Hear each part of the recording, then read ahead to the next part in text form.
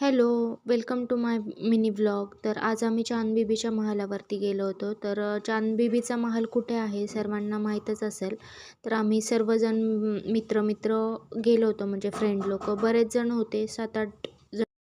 त्यानंतर चांदबिबीचा महालचा सीन दाखवला थोडाफार आणि मस्त अशी भेळ पार्टी तिथं करणार होतो आम्ही. कॉन्ट्री केली होती आणि टेम्पोत गेलो होते सगळे फ्रेंड लोक.